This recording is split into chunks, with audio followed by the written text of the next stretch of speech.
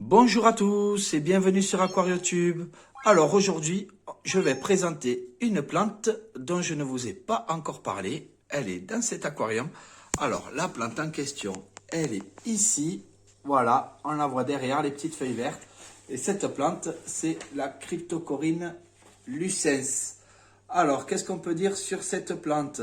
C'est une plante originaire du Sri Lanka. Voilà, elle est plutôt rustique et elle est à positionner en milieu de plan ou au premier plan. Voilà, elle fait des feuilles vertes, plutôt minces et des tiges brunes. Donc c'est une plante qui, lorsqu'on la cultive en grand nombre, peut former un tapis dense, mais ça ne sera pas une plante gazonnante. Ça va plutôt faire comme des roseaux et pas un gazon. Voilà. Donc au niveau des paramètres, c'est une plante plutôt facile pour les débutants. Donc elle vit par contre dans une eau relativement acide, donc pour un pH entre 5,5 et 7,5, un GH assez faible de 1 à 8 et des températures allant de 20 à 25 degrés. Voilà, elle va faire entre 10 et 20 cm une fois qu'elle se plaît.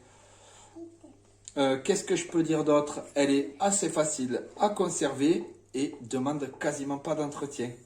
Par contre, comme beaucoup de cryptocorynes, elle n'aime pas du tout être déplacée.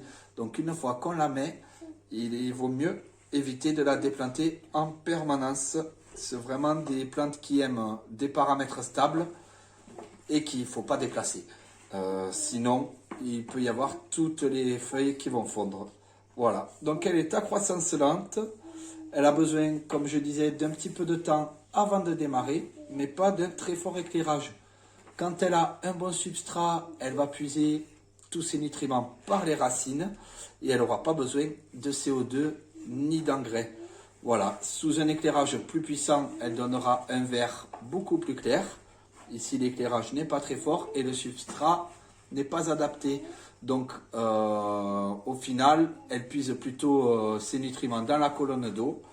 Dans mon cas, si je veux la garder, eh bien, il faut que je fertilise un petit peu. Voilà. Dans le cas où on a un bon substrat, le CO2 n'est pas nécessaire, ni l'engrais, mais si on en met, ça ne peut qu'améliorer sa croissance. Voilà, d'un point de vue de la multiplication.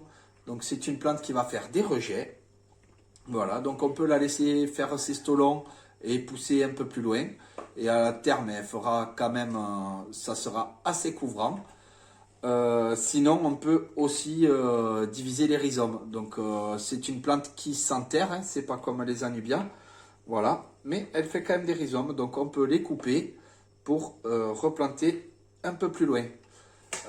D'autres conseils à l'achat, lorsqu'on les achète en pot, on peut soit la planter telle qu'elle, mais bon, on risque quand même d'avoir toutes les feuilles qui fondent, puisque cette plante aime des paramètres stables.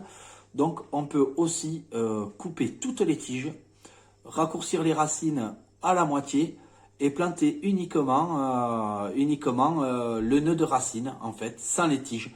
Ça évitera que toutes les feuilles fondent dans l'aquarium. Et la plante repartira sans problème. Voilà pour cette petite cryptocoryne. Donc dans mon cas, elle est en train de s'adapter. On commence à être assez couvrant au niveau du tapis, mais il faut encore attendre un petit peu. Voilà, j'espère que cette vidéo rapide vous aura plu et que cette petite plante pour débutants vous aura convaincu. Je vous dis à une prochaine fois sur AquarioTube.